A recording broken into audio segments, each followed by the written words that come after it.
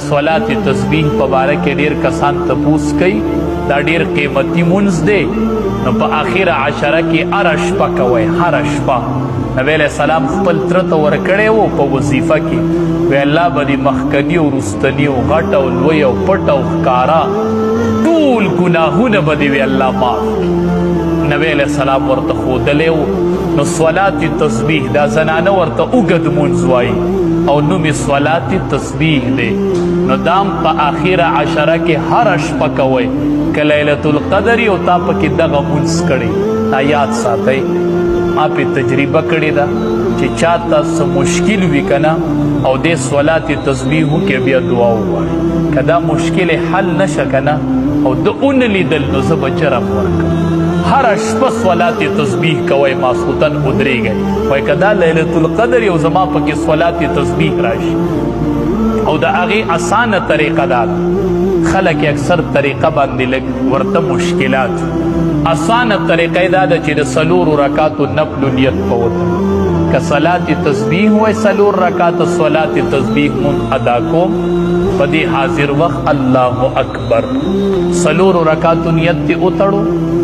چې څلورو رکاتو نیت دې وتړو نو سبحانک اللهم وبحمدک دا به شروع کې که نه چې ولا اله غیرک ووایي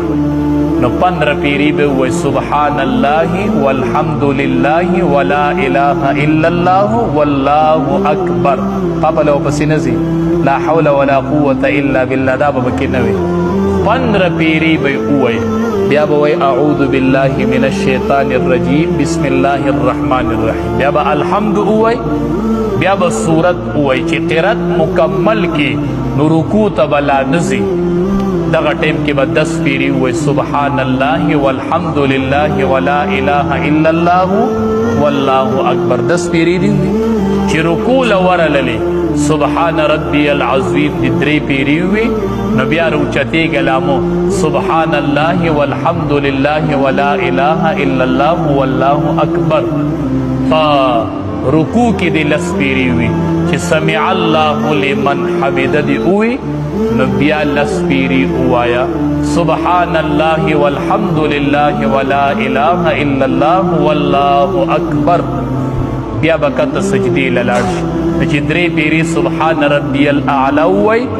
بیا 10 پیری ووایي سبحان الله والحمد لله ولا اله الا الله والله اکبر اولی سجدې نه راپاڅېدلې منځ کې کېناستلې 2 سجدو منځ کې جلسه کوي په دغې کې به هم 10 پیری ووایي سبحان الله والحمد لله ولا اله الا الله والله اکبر بیا چې بلې سجدې له لاړ شي 3 پیری سبحان ربی الاعلی ووایي بیا به 10 پیری ووایي سبحان الله والحمد لله ولا اله الا الله والله اکبر دا په یو رکعت کې 100 پیری شول 75 د ولا اله غیرک نه د وروستو 15 پیری ویلو په قرات پسې 10 په رکوع کې 10 سمع الله لمن حمده پسې 10 په اوله سجده کې 10 په منځ کې جلسه کې 10 په دویمه سجده کې 10 75 پیری به دا راځي په یو رکعت اوس چې دویم رکعت ته ودرېدې هلته خو سبحانه نشته دا خو په اول رکعت کې وه نو ډایرکټ به وایي سبحان الله والحمد لله ولا اله الا الله والله اکبر 15 پیری بیا به بسم الله وایي الحمد به شروع چې قرات ختم کې بیا 10 پیری بیا د قزول ترتیب چې 2 رکعاته پوره کې په قاعده کې نو په قاعده کې ګورې دا نشته دی ښه 2 رکعاتو باندې چې سړی کومه لنډه قاعده چې د هغې نه 3 رکعات ته ودرېدي نو بیا خو هم سبحانه نشته نو بیا به ډایرکټ سبحان الله والحمد لله ولا اله الا الله والله اکبر نو د رکعت په شروع کې 15 پیری دی او بیا 10 پیری دی نو دا 75 پیری په یو رکعت کې رالل نو دې ته صلات تسبیح وایي په دې الله ټول ګناهونه معاف کوي او دې باندې مشرانو تجربه کړې د ډېر خیرونه او برکات دي نو چې دا رانه پوت نشي اخره عشره او مې زنانه کو او مې نارینه